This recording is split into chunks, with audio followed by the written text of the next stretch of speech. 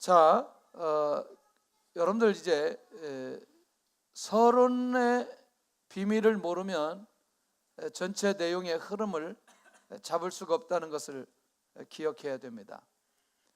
가장 먼저는 내가 복의 올바른 가치관으로 정리되었나, 이게 예수님이 사람을 부르시고 난 이후에 주님께서 말씀해 주셨던 첫 번째 내용이 복에 관한 가치관입니다.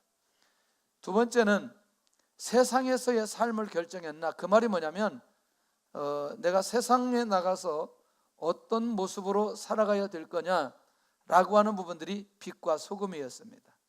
그러니까 결국 이것들이 내 안에서 결정되고 인도받아가는 귀한 그런 마음들이 우리 안에 있어야 된다. 그런데 그것을 제가 말씀드리는 게 아니고 주님께서 제자들에게 이런 과정으로 말씀해 주셨다는 것입니다.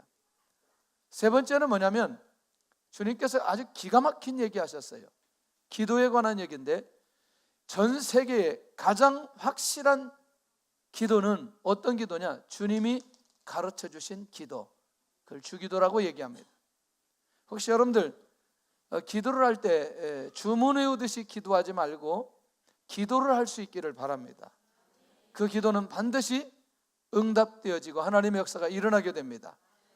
그 다음에 놀랍게도 그 기도를 하기 전에 이거를 더 말씀을 더 구체적으로 했는데, 사람과의 관계, 이 사람과의 관계는 굉장히 많은 것들을 주님이 말씀하셨습니다. 오리를 가자고 하면 심리, 왼뺨을 때리면 오른뺨, 이런 이 사람 관계 속에서 어떻게 이 문제를 풀어가야 될지에 대한 기본적인 것들을 주님께서 계속해서 말씀해 주셨습니다. 어때요? 가치관의 변화가 무슨 변화까지 일어나느냐? 행동의 변화까지 일어나는 이 일련의 과정을 예수님께서 제자들에게 산상수훈에서 아주 구체적으로 말씀해 주신 것을 보게 됩니다. 그 다음에 마지막 7장, 마태복음 7장 마지막은 가장 지혜로운 자는 어떤 사람이냐? 반석 위에 집을 짓는 사람이 지혜로운 사람이고, 반석 위에 집을 짓는 사람이 어떤 사람이냐? 하나님의 말씀을 듣고 순종하는 사람이다. 할렐루야. 엊그제 그런 얘기했습니다. 신앙생활에 하나님의 역사가 일어나려면 예수님이 믿어져야 된다. 예수님이 믿어지면 주님의 말씀이 들려지기 시작한다. 주님의 말씀이 들려지면 순종의 자리로 갈 수 있다. 순종의 자리로 가는 사람은 그때부터 하나님의 응답이 그 사람 중심으로 일어나게 되어진다. 이 일련의 과정들을 우리가 절대로 놓쳐서는 안 된다는 겁니다. 아까도 제가 김양희 집사님 간증을 들으면서 굉장히 마음이 아프기도 하고, 막 저도 앉아서 막 눈물이 나오려고 하기도 하고, 그런 어떤 시간들이 계속해서 지나는데, 놀랍게도 새로 시작하게 하는, 이전의 신앙이 잘못된 게 아니라 하나님께서 다시 시작하도록 하게 하는 귀한 기회를 하나님께서 주셨구나. 또 그 과정 속에서 쉽지 않은 시간들이었지만 그것을 통과하게 만들면서, 힘들지만 그걸 통과하게 만들면서 하나님의 귀한 거룩한 그릇으로 만들어 가시는 그런 하나님을 만날 수 있구나 라는 사실을 발견하게 되었습니다. 그래서 양육자가 굉장히 중요하다. 그걸 놓고 기도하고 영혼 놓고 애통하고, 그럴 때 결국 그 안에서 하나님께서 이런 것들을 우리가 보게 된다는 것입니다. 자, 그런 면에서 우리가 역사하시는 하나님을 우리 모두 다 경험하기를 원합니다. 사실은 지금도 하나님이 역사하십니다. 중요한 건, 문제는 뭐냐면 내가 그걸 못 느끼고 있다는 겁니다. 대부분 하나님의 초자연적인 역사는 눈에 보이도록 나타나기 때문에 이게 하나님의 역사라고 말하는데 어렵지 않아요. 그러나 대부분의 많은 것들이 시간이 지나고 났을 때 그때 하나님의 역사였다고 말하는 내용들이 굉장히 많이 있어요. 사실은 지나고 나서 보니까 하나님의 역사였어, 정말 하나님의 은혜였어, 하나님의 축복이었어, 지나고 나서 그런 고백을 굉장히 많이 한다는 겁니다. 그러니까 어쩌면 지금 내가 연단과 훈련과 또는 아픔과 상처 속에 있을 이때에도 하나님은 지금 역사하고 계신다는 거죠. 하나님 은혜 주시고 있다는 거죠. 이걸 잊지 않아야 된다는 거죠. 여러분들 어떠세요? 사도 바울이 얼마나 많은 마음의 아픔이 있을까요? 사실은 사도 바울이 정말 힘들었던 게 뭐냐면, 내가 사도인데 사도로 인정하지 않고, 예수님의 이름으로 사역했는데 사역의 정체성을 인정하지 않고, 사도성을 인정하지 않고, 세상에 목회자로 인정하지 않는 그 얘기를 사도 바울이 계속해서 들었단 말이죠. 그런데 그 들었던 그 얘기 때문에 그 엄청난 주옥 같은 고린도 후서에 기록한 내용이 나오게 되었다는 것은 놀라운 거 아니냐는 거죠. 할렐루야. 그런 면에서 오늘 이 밤에 우리 안에서 자유함이 있기를 원합니다. 하나님 감사합니다. 이 환경을 주셔서 감사합니다. 나를 쳐다봐라. 나를 쳐다봐야지. 너무나 고개를 땅으로 쳐박으면 마음이 아픈 줄 알고, 그래도 지난주에 닭도 먹고 그랬는데 일주일은 가야지. 그래도 닭 먹은 게 일주일은 가야지. 할렐루야. 닭 먹고 싶으면 얼마든지 얘기해. 알았지? 나를 쳐다봐. 너희들은 너무나 네 고개가 아프겠다. 그냥 앞에 쳐다봐. 앞에. 힘들면 저기 앞에. 얘들을 어렵게 하면 안 돼요. 왜냐하면 20년 지나고 나서 목사님한테 상처받았다고 얘기하기 때문에 잘해야 돼요. 아주 잘해야 돼요. 얘들의 말이 굉장히 무섭거든요. 자, 이제 말씀 안에 들어가야 굉장히 중요한 비밀들을 발견할 수 있습니다. 갑자기 사도 바울이 고린도 교회 성도들을 향해서 내가 어떤 마음이었다는 것을 지난주에 잘 이렇게 밝혔습니다. 그리고 난 이후에 갑자기 마게도냐 여정을 회상하는 사도 바울의 모습을 오늘 발견할 수 있어요. 자, 오늘 본문을 한번 같이 보도록 하겠습니다. 12절 시작. 내가 드르와에서 이름에 주 안에서 문이 내게 열렸으되 내가 내 형제 디도를 만나지 못하므로 내 심령이 편하지 못하여 그들을 작별하고 어디로 갔노라? 어디로 갔노라? 이게 핵심입니다. 오늘 잘 들으셔야 돼요. 어디로 갔노라? 그러면 마게도냐 생각하면 왜 그러냐면, 어디에 지금 문이 열렸는데, 드르와에서 문이 열렸는데, 다시 어디에서 문이 열렸는데? 드르와에서 문이 열렸는데 지금 어디로 갔어요? 마게도냐로 갔단 말이죠. 자, 이걸 생각하면서 말씀을 좀 받았으면 좋겠다. 그러면서 이 안에 이 바울이 가지고 있는 기가 막힌 마음의 중심을 살펴볼 필요가 있다는 것이죠.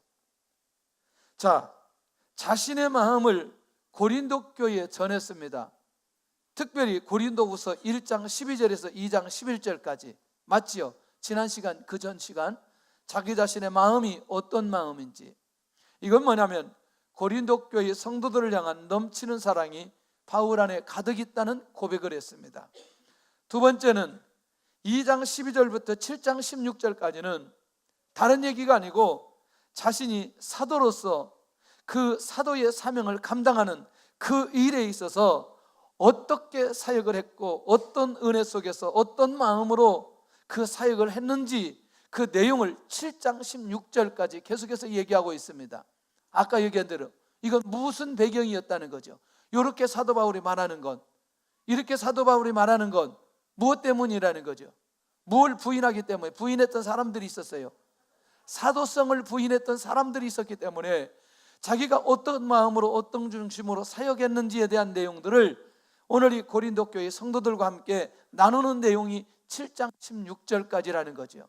그러니까 여러분들 2장부터 7장 16절까지 전체 내용을 보면서 무슨 생각을 해야 되냐면, 왜 그렇게 이 사역에 관한 얘기를 이렇게 많이 할까? 왜냐하면 이거에 대해서 공격하는 사람들이 굉장히 많았다는 사실을 놓치지 않아야 된다는 거죠. 근데 그때 사도 바울이 어떤 마음으로 사역을 했느냐? 고난을 무릅쓰고 장차 도래할 영원한 영광을 열망하는 마음으로 그가 사역했다는 거죠. 할렐루야. 자, 결국 하늘에 있는 영원한 집, 장차 일어날 부활의 몸을 사모하면서 사역했다라고 하는 건 지금 사도 바울이 어떤 중심이었다는 걸 조금 알 수 있나요? 그리고 그의 사도성이나 사도적 삶을 살아가는데 그렇게 누가 보아도 이렇게 고백하는 내용을 보면 이 사람이 예수님께서 세워주신 사도라는 사실을 인정할 수밖에 없는 근거들이 그 안에 있다는 거죠. 이 말 이해되나 이건?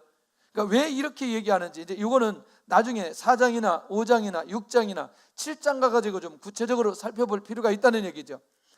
자신의 영적인 삶을 자신 있게 나눌 수 있는 공동체는 이게 중요하죠. 우리가 여기에서 가장 먼저 놓치지 않아야 될 건 뭐냐면 사도 바울 안에 비록 고린도 교회가 이전에 그런 어려움과 그런 공격들이 있었지만 결국 자기 안에 주님께서 주신 그 진심을 누구에게 지금 나누고 있는 거죠? 고린도 교회에 나누고 있는 거죠. 근데 사실은 나중에 뒤쪽에 보면 고린도 교회가 회복된 건 사실이지만 이것을 확인하기까지는 사도 바울 안에 고린도 교회에 대한 부담이 있었나요? 없었나요? 있었지요. 그럼에도 불구하고 그들을 정죄하지 않고 그들과 이 마음을 나눌 수 있다는 사실은 얼마나 큰 은혜인지. 정말 하나님의 놀라운 축복은 뭐냐면 자기 안에 있는 이 어려운 영적인 문제와 관계의 문제와 삶의 문제를, 사역의 방향들을 함께 나눌 수 있는 공동체가 있다는 건 굉장히 놀라운 은혜예요. 할렐루야. 나는 남자가 나와가지고 이렇게 간증하면서 우는 거 처음 봤어요. 나는 배진환 집사님 할렐루야. 얼마나 긴장되면 막 나와가지고 기도부터 하자고 막 하고, 이게 보통 은혜가 아닌 거지. 할렐루야. 막 남자가 울면 나는 심장이 찢어지려고 그래. 얼마나 힘들면 남자가 이렇게 울면서 그냥. 여기 자기 인생에 울면서 간증 한번 해본 적 있어요? 쉽지 않아요. 이거 성령의 붙들림을 받아야 되고, 김양희 집사님 그 어려운 얘기를 고백하는, 전체 앞에서 고백하는 게 이게 쉬운 문제는 아닌 거예요. 아마 하나님께서 확실하게 회복시켜 주실 것입니다. 은혜를 내주실 것입니다.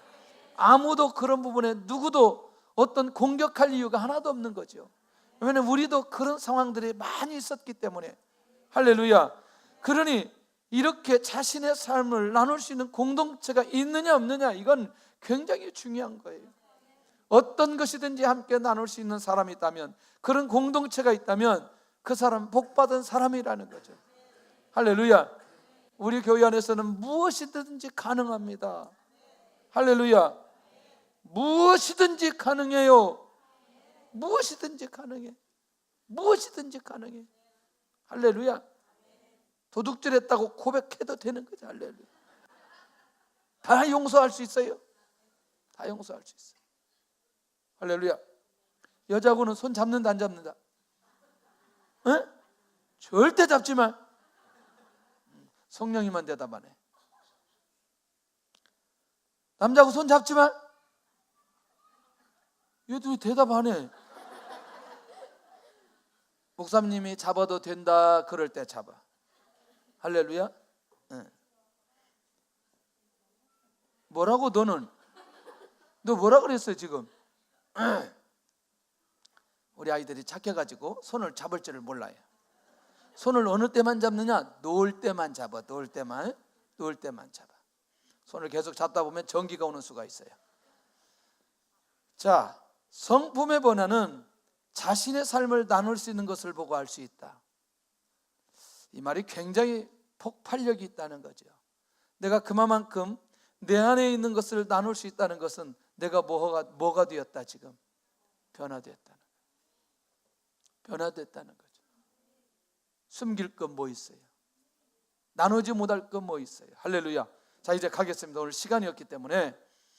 자, 그렇다면 드로아에서 일어난 사역을 나누는 사도 바울인데, 드로아를 방문한 1차 목적은 바울이 누구를 만나기 위함이냐? 디도를 만나기 위함이다. 자, 드로아에서 어디에 갔어요? 아까 내가 몇 번 물어봤어요. 잊어버리지 말라고. 왜 지금 다시 어디 갔어요? 잊어버리면 안 된다니까. 오늘 정말 중요한 비밀이 그 안에 있다니까.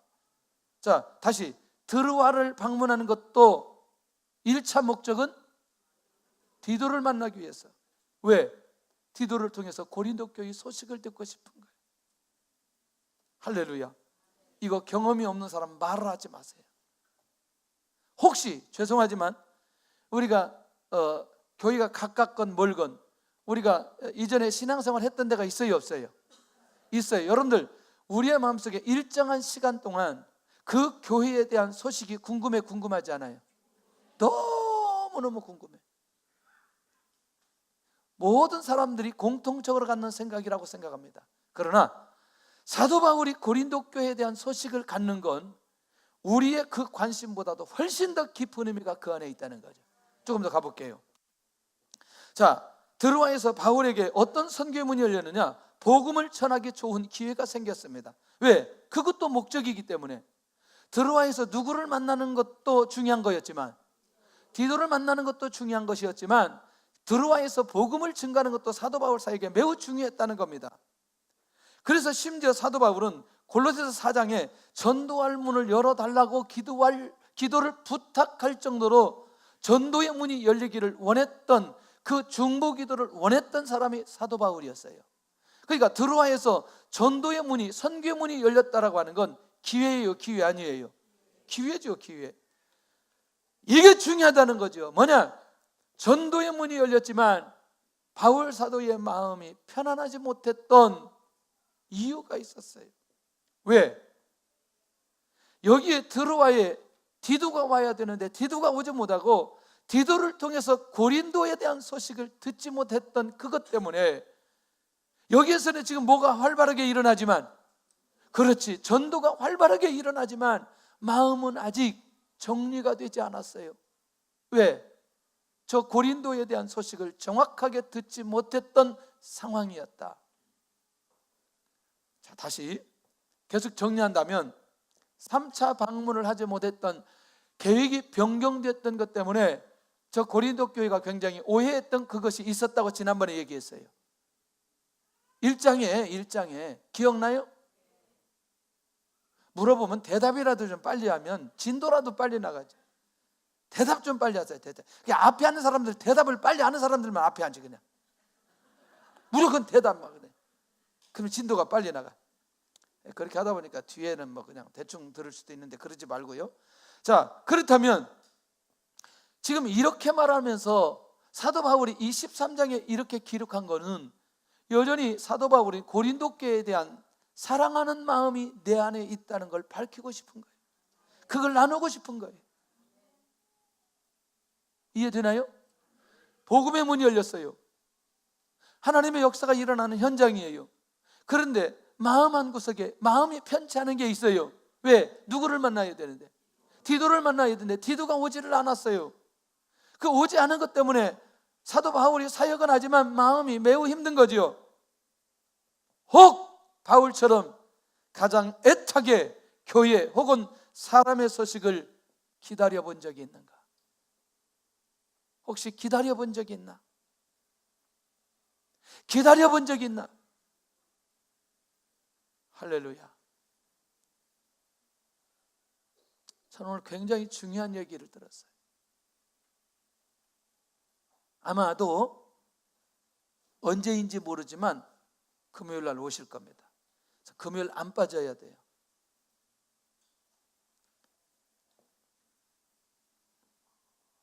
한 분이 과정을 다 얘기하려면 시간이 길어요. 선교사님 딸인데 그 선교사님 딸이 한국에서 태어났어요. 한국에서 태어났는데 어느 날 갑자기 선교단체에서 기도하다가 하나님께서 응답을 주시는데 북한에 들어가라는 응답을 받은 거죠. 미국 선교사님 딸이니까 뭐 시민권이 그게 있고, 근데 길이 없었어요.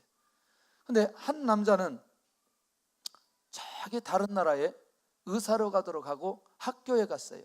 갔더니 한국 사람이 자기 혼자밖에 없는 거예요. 근데 이 사람은 한국에서, 선교사님 딸은 한국에서 태어났기 때문에 미국에 가도 한국만 오고 싶은 거예요. 왜냐하면 문화가 안 맞기 때문에, 잘할 때 여기서 자랐기 때문에. 그래가지고 둘이 어떻게 눈이 맞은 거예요. 둘이 눈이 맞아가지고 이제 이 나라냐 저 나라냐 이렇게 저렇게 하다가 이 두 사람이 북한에 들어가게 된 거예요. 의사로 들어가게 된 거예요. 근데 무슨 사역을 하기 시작하냐면 이 몸이 불편한 사람들, 뭐라고 말하죠? 장애우를 사역하는, 이 내용을 다 얘기하면 안 되는데 일단 그렇게 사역을 하는데 놀라웠게도 치유가 된 거예요. 치유가. 근데 이분이 그런 얘기를 하더라고요. 4살 밑에 어렸을 때 발견되면 치유가 가능하대요. 정상적인 사람들과 활동이 가능하대요. 근데 나이가 들어서 이게 발견되어서 치유되면 이미 몸이 굳어버리는 상태다. 그런데 이 일을 관리하는 분들이, 우리나라는 이런 사람이 없다. 근데 이게 치유돼 가지고 갑자기 이게 어느 병원에서 이게 확 알려지게 된 거예요. 이 사람들이 전화를 하기 시작하는, 자기 고향에 다 전화를 해가지고 병원 앞에 이 사람들이 다 오기 시작하는. 근데 하나님께서 하나님의 은혜로 하나씩 하나씩 치유되기 시작하는. 그게 중요한 게 아니고 어느 날 길을 가면은 누가 렌트를 비치는 거죠.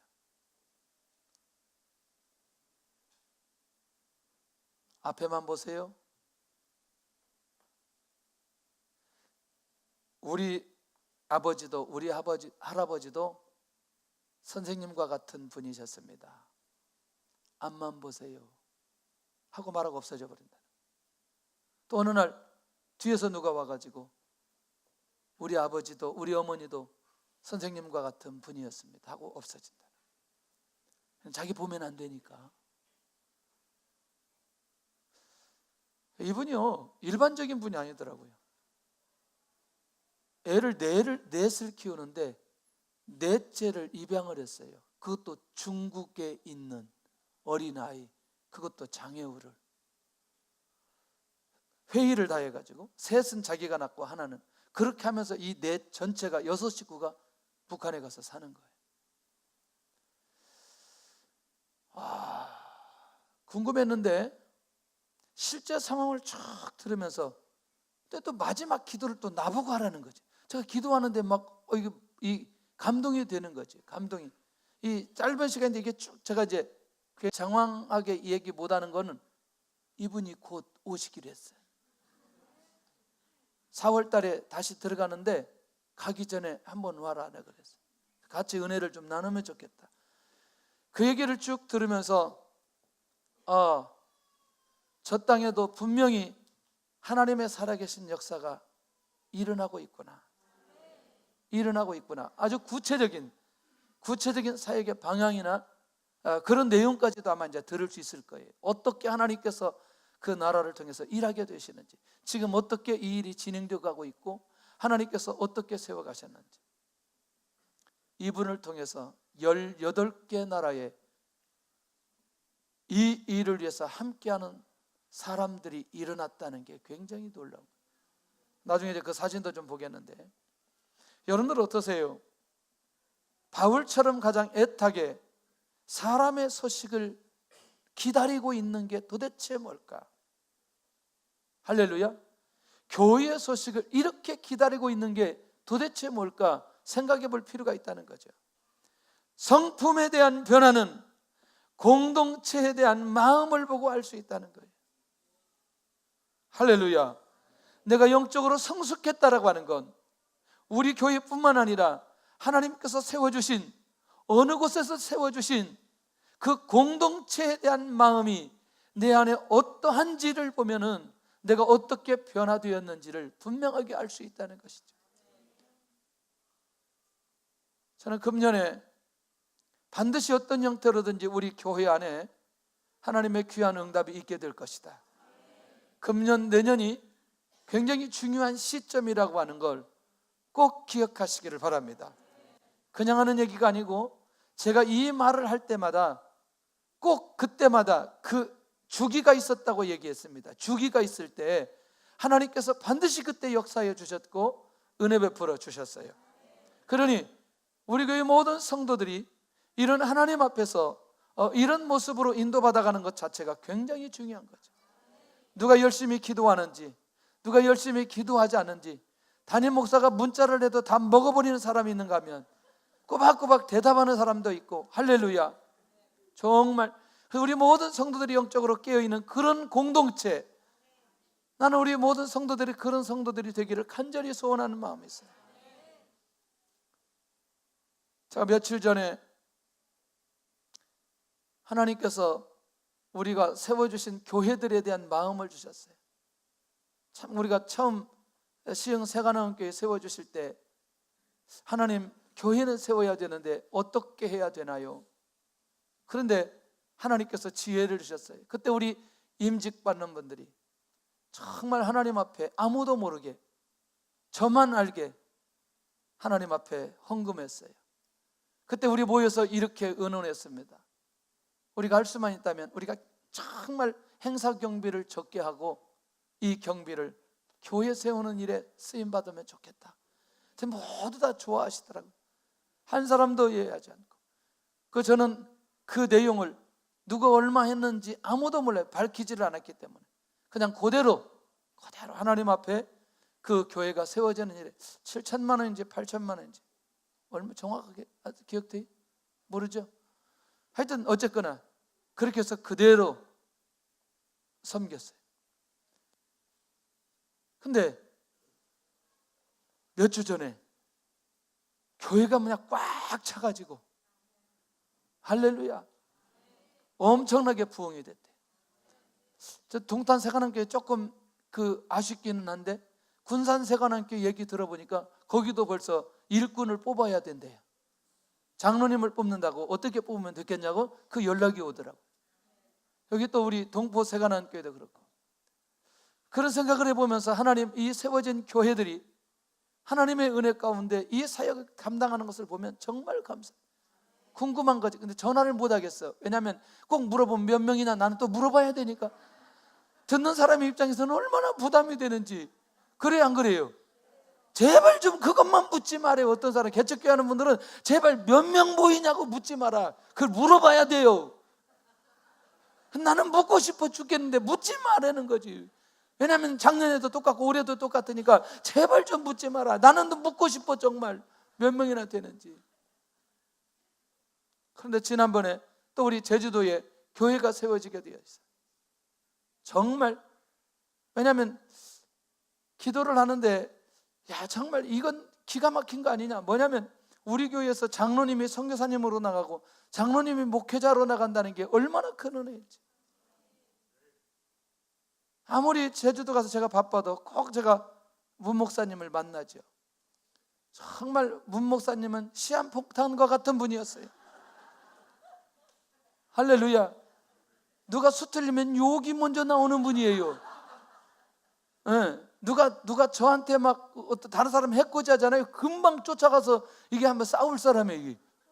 그런 분이 그 목회자가 되었다는데 이걸 다 죽이고 이게 변화돼서 교회를 한다고 하니까 얼마나 마음이 안쓰럽겠어요. 여러분들이요, 본인이 처음에 사업을 시작할 때, 교회 세울 때 자기 돈 보증금 200만 원인데 보증금 200만 원을 교회 종탑한다고 헌금해버리고 자기들은 방공호에 들어가겠다고 방공호에 들어가려고 했던 분이에요. 근데 어느 분이 돈 200만 원을 빌려줘가지고 차를 사가지고 돈을 어디까지 벌었냐? 10억까지 벌었어요. 그 200만 원 하나님이 받으시고, 그런 과거에 그런 헌신도 있어요. 그러니까 하나님, 어떻게 하든 이 교회가 하나님의 은혜 가운데 잘 세워지게 하여 주옵소서. 근데 저는 개인적으로 본인이 따로 교회를 개척했으면 좋겠는데 어느 다른 분하고 같이 교회를 하기 때문에 일단 마음의 감동이 안 되는 거죠. 근데 하나님의 은혜로 교회가 잘 세워졌어요. 세워지는 과정 속에 하나님께서 일하기 시작하는 거예요. 지난번에 우리가 공개적으로 한번 우리가 교회 세우는데 한 1,000만 원 정도의 보증금과 1,000만 원 정도의 1년 세가 있으면 한 2천만 원 정도면 교회가 세울 수 있겠다. 그래서 지난번에 해가지고 하나님의 은혜로 2천만 원이 그냥 모아진 거죠. 교회 재정이 아닌. 정말 감사하더라고요. 하나님이 또 이렇게 응답해 주셨구나. 보니까 여러분들 교회 세울 때 상황 보시죠. 뭐 하면 금방 보니까 의자도 필요하고 강대상도 필요한데 며칠 전에 얘기했더니 지금 거의 채워진 거예요. 와, 우리 교회가 정말 멋있는 교회예요. 그래서 우리 교회에서는 지난번에 당회에서 결의해서 인테리어 비용을 교회에서 지급해가지고 교회 지금 지급해가지고 이 일을 진행하고, 우리가 한 가지 기도해 주셔야 될 부분이 있어요. 뭐냐면 우리가 1,000만 원 보증금짜리를 얻어라 그랬더니 계속 1,000만 원짜리 보증금을 제주시에 다 돌아다녀봐도 없는 거예요. 이게 장소 자체가 없는 거예요. 그래서 결국 건물을 얻다가 얻기는 얻었는데 보증금이 약간 올라가는 거죠. 보증금을 4천만 원 달라는 4천만 원. 그러니까 4천만 원 달라니까 이게 어떻게 해야 될지 계속해서 고민하면서 저한테 기도 제목으로 요청이 오는 거죠. 우리 함께 기도하자. 어차피 우리 교회에서 매월 지출하는 건 우리가 하기로 했으니 그 얼마가 필요하느냐, 한 2천만 원 정도가 필요하다는 거예요. 교회 재정도 보니까 쉽지 않고, 여러분들 할 수만 있다면 이 일에 함께 동역했으면 좋겠다.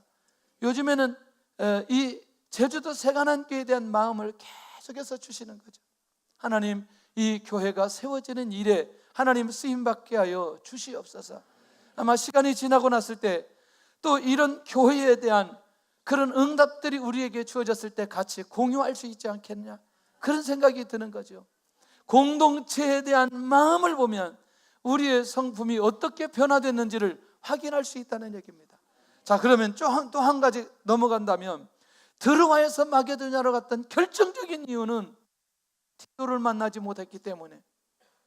자, 아까 얘기한 대로 디도를 만나야 누구 얘기를 들을 수 있기 때문에, 고린도 교회의 소식을 들을 수 있기 때문에. 할렐루야.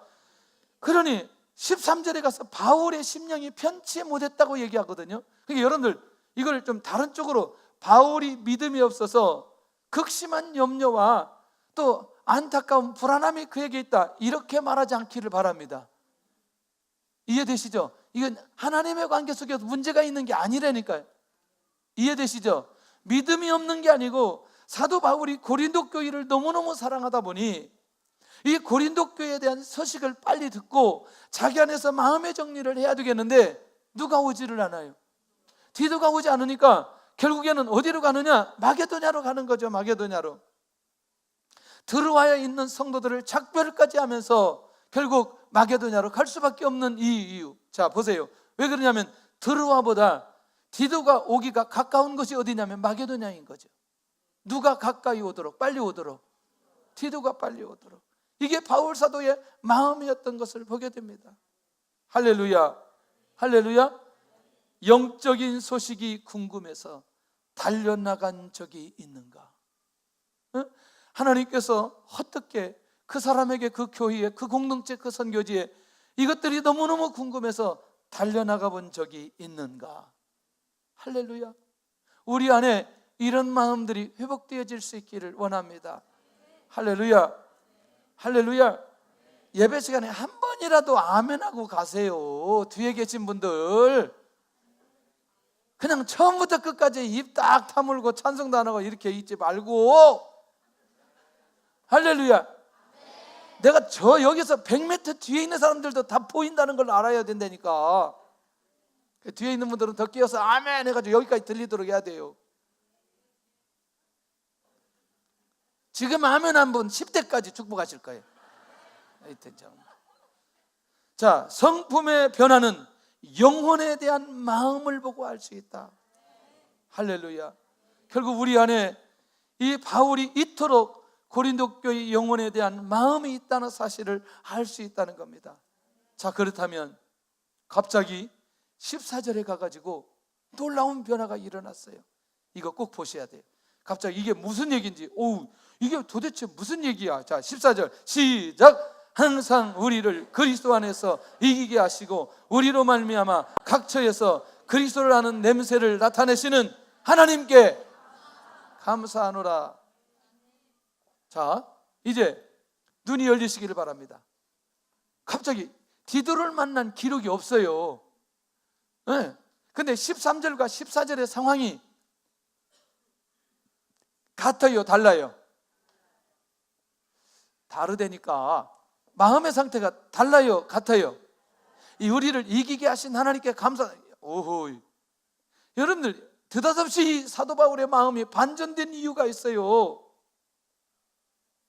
왜 그러냐면 디도를 통해서 들은 게 있어요. 고린도 교회 성도들이 회개했다는 소식을 듣게 되어진 거예요. 하나님의 관계가 회복되어졌다는 사실을 이 사도 바울이 듣게 된 거예요. 그러니까 하나님 앞에 하나님께 감사하는 마음의 변화가 그 안에 일어나게 되었다니까. 아까 마음이 어떻게 됐다고? 그렇지, 편치 않았다 그랬어요. 편치 않았던 사도 바울이 갑자기 14절에 가서 하나님께 감사하다라고 하는 건 뭐냐면 디도를 통해서 고린도 교회 얘기를 듣고 난 이후에 하나님 앞에 감사하기 시작하는 거예요. 그만큼 바울 안에 눌리고 있었던 것을 보게 된다는 거예요. 느껴져요, 이 말이? 좀 느낌이 오나요? 느낌이 와요, 안 와요? 예. 느낌이 안 온 분들은 목회를 해봐야 돼요. 막 저분이 힘들어가지고 고난 속에 있고 어려움 속에 있다, 막 헤어나지 못하고 너무너무 고통 속에 있는데 어느 날 갑자기 은혜를 받고 발딱 일어났을 때, 이런 얘기를 들었을 때 얼마나 감사한 일인지. 다 보니까 지하에 있는 게 아니라 지상으로 올라왔어. 할렐루야. 우리 교회 성도들은 지상에 살 수 있기를 바랍니다. 일부러 지하 내려가지 마세요. 별로 안 좋아. 영적인 지하 별로 좋은 거 아니에요. 그냥 죽어도 하나님이 함께 하신다. 이 환경 속에 하나님께서 일하신 게 있다. 그냥 할렐루야. 자기도 유익하고 다른 사람도 영향 미치고, 뭐 지하실이 좋다고 왜 그렇게 있는지. 집에서 나오기를 싫어하는 사람들은 조금도 고민하지 말고 우리 교회에 나오세요. 나와가지고 한 3일만 열심히 주여 부르짖고 소리내어서 찬양하고 기도하면 깨끗하게 해결돼요. 깨끗하게. 그래서 우리 교회 다니면서 위장병 있는 사람은 신앙생활 잘못하는 사람이에요. 찬양하고 기도하고 말씀 받으면 우리 교회 1차적으로 해결되는 게 우울증에서 회복되고, 할렐루야. 그 다음에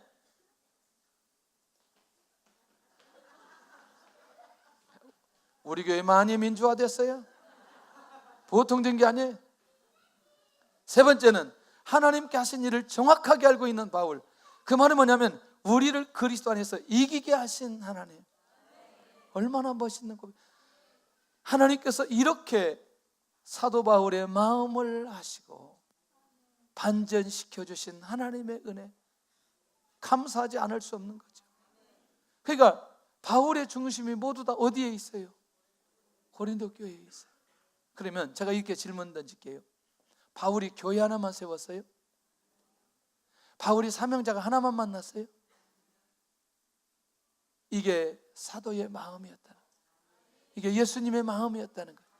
저는 이게 잘 이해가 안 됐어요. 그런데 엄마들이 자녀가 10명이 있지만 10명 자녀들을 다 품고 있는 엄마들을 생각해 보면 교회를 수백 개 세웠다 할지라도 사도 바울이 동일한 마음으로 그 교회를 향할 수 있다.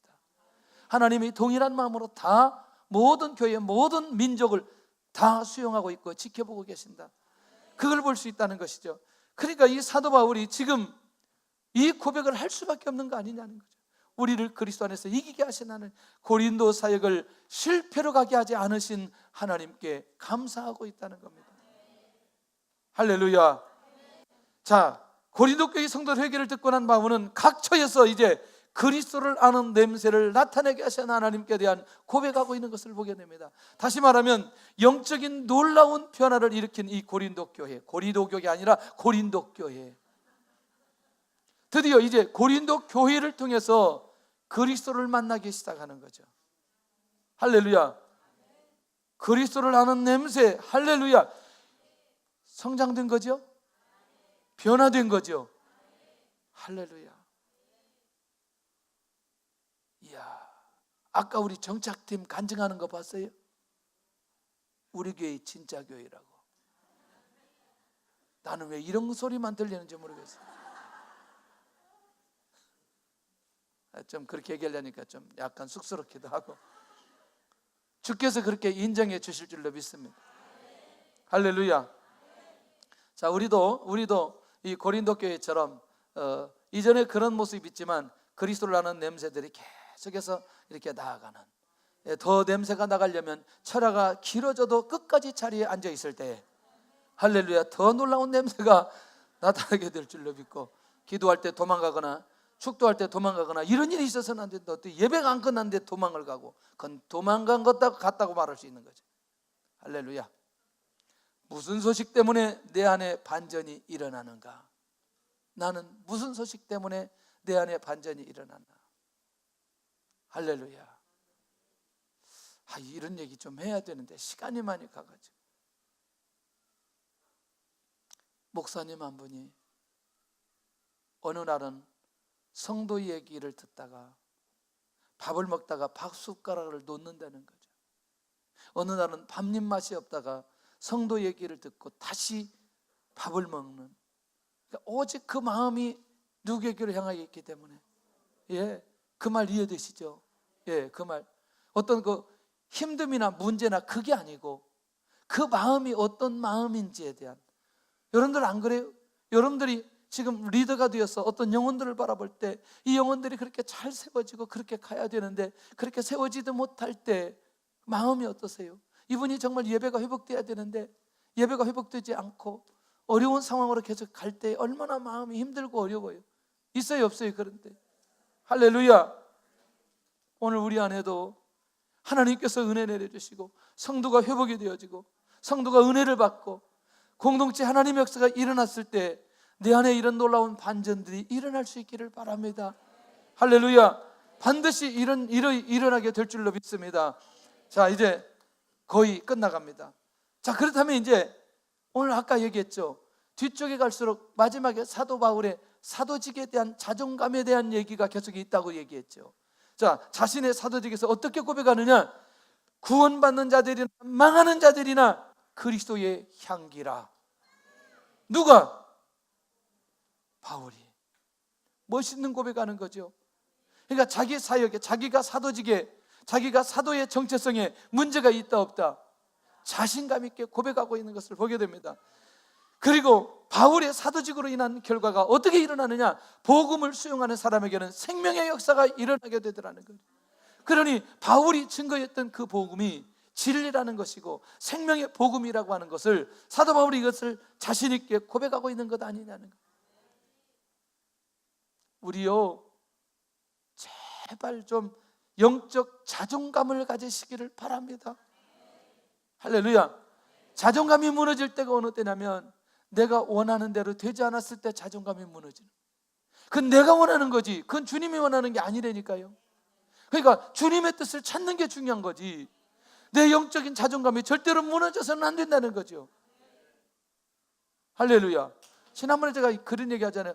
보네퍼가 그렇게 애통하면서 히틀러의 그런 정책을 반대하다가 한 달 전에, 종전이 일어나기 한 달 전에 죽게 되어져요. 그걸로 끝나는 줄 알았어요. 다음에 약혼자하고 결혼하기로 했는데 결혼도 못 해보고 보네퍼가 30대 죽게 됩니다. 끝났다고 생각해요. 근데 끝난 게 아니죠. 그를 통해서 주어지는 영향력은 그가 살아있는 것보다 훨씬 더 많은 영향력이 주어지고 있다고 생각한다면, 할렐루야, 우리 안에 있는 이 신앙의 자존감, 이걸 절대로 무너뜨려서는 안 된다는 거죠. 할렐루야. 거대한 하나님의 능력과 은혜를 오늘 나 때문에 그것을 약화시켜서는 안 된다는 거예요. 아멘. 복음을 거절하는 사람에게는 사망에 이르게 하는 역사, 이게 사도 바울의 사도직을 통해서 나타나게 되는 것을 보게 됩니다. 자, 그렇다면 사도의 사명과 가치를 분명하게 고백합니다. 누가 이 일을 감당할 것이냐? 누가 이런 사도적인 일을 누가 감당할 것이냐? 하나님의 은혜와 인도하심에 의해서만 가능하다. 자, 지금 아멘 했는데 무슨 얘기냐면, 내가 이 사도직을 감당하는데 사도적 자존감이 있는데 이거는 하나님의 은혜와 하나님의 인도하심이 있을 때만 가능하다 라고 하는 게 결국 내가 누구다? 사도다는 거예요. 오늘 우리 모든 교회 성도들은 사명자인 줄로 믿습니다. 복음을 전하는 가치와 자존감이 나에게 있는가? 있기를 바랍니다. 나는 누구인가? 나는 어떤 생각을 하는가? 아까 얘기한 대로 공동체, 사람, 교회 또는 열방, 나에게는 어떤 자존감이 있는가? 사도 바울을 생각하면서 나에게 이런 영적 자존감이 있는가? 할렐루야. 그런 면에서 우리 모두가 오늘 이 밤에 바울이 가졌던 그 기쁨을 회복할 수 있기를 바랍니다.